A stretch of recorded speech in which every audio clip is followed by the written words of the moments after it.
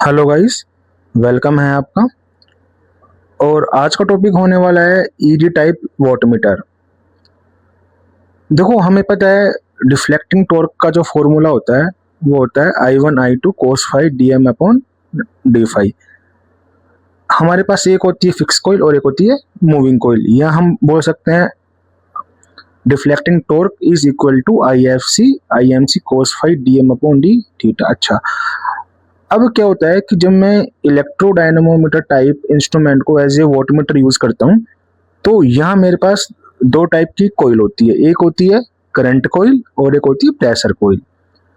Current कोयल नाम से समझ में आ रहा है, इसका काम है लोड करंट को कैरी करना, means it carries load current.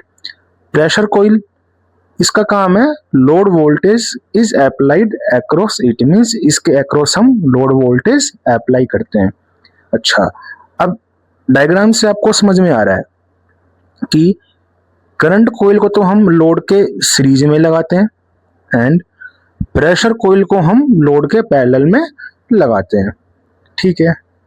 अच्छा, अब आपको दिख रहा होगा कि जो IC है वो I के इक्वल है एंड जो IP है वो हो गया V upon RP plus R।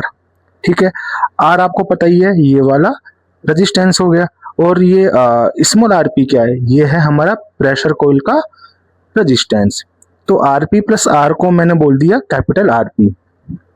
Okay. तो अब हमारा डिफ्लेक्टिंग टॉर्क क्या हो जाएगा, TD is equal to IP की जगह हमने सिंपल पुट करा V अपॉन RP, और and IC is equal to I cos phi dm upon d theta. Okay. अच्छा, अब फाइनल डिफ्लेक्टिंग पॉइंट पे क्या होगा कि theta is equal to V upon RP I cos phi dm upon d theta. If के dm upon d theta RP अगर मेरे पास constant है, तो हमने एक चीज देखा कि theta is directly proportional to VI cos phi, means theta is directly proportional to power, means linear scale. This is the beauty of ED type instrument कि एमीटर एंड वोल्टमीटर तो नॉन लीनियर स्केल रखते हैं, लेकिन ED type voltmeter का scale linear होता है। Next हम देखते हैं error due to pressure coil inductance. तो यहाँ मैंने लिखा है theta is directly proportional to VI cos beta cos phi plus beta.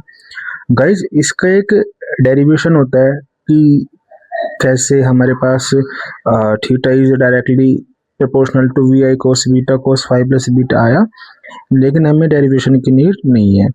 अच्छा, अब यहाँ पे फाई क्या होता है, फाई हमारे पास होता है लोड एंगल, एंड हमारे पास बीटा क्या होता है, बीटा हमारे पास होता है प्रेशर कोयल इम्पीडेंस एंगल, जो कि load voltage and pressure coil के करंट के बीच में होता है। अच्छा, तो फिर हमने यहाँ पर एक ऑब्जर्वेशन देखा, अगर हम लैगिंग पावर फैक्टर पे वर्क कर रहे हैं तो ये ज़्यादा वैल्यू रीड करता है, और अगर हम लीडिंग पावर फैक्टर पे काम कर रहे हैं तो प्रेशर कोयल इंडक्टेंस के कारण ये लो वैल्यू रीड करेगा। अच्छा, मैग्नीट्यूड वाइज अगर हम इसकी वैल्यू देखें तो वो आती है 10 फाई 10 बीटा इंटू 100। अब हमें पता है 10 फाई क्या होता है, sine phi upon cos phi. अगर मान लीजिए हमारा पावर फैक्टर लो है तो हमारा 10 फाई ज़्यादा होगा, 10 फाई ज़्यादा होगा तो हमारी एरर भी ज़्यादा होगी। इसलिए at low power factor error due to pressure coil inductance becomes high. आगे हम बात करें compensation to the error due to pressure coil inductance. तो यार देखो, जब भी हमको इंडक्टेंस दिक्कत दे रहा हो तो हम कैपेसिटर का यूज़ करते हैं। तो बेसिकली हम इसमें क्या करते हैं ना, जो ये रजिस्टर है हम इसके एक स्मॉल पोर्शन में कैपेसिटर ऐड कर देते हैं। So capacitor is connected across small portion of series resistor. इसके एक डेरिवेशन होता है, फाइनली जो कैपेसिटर होता है उसकी वैल्यू आती है LP upon small r square. Small r क्या है, वो पोर्शन जहाँ पे हमने कैपेसिटर को प्लेस किया है। ओके, अब नेक्स्ट हमारा टॉपिक है error due to connection for DC power major.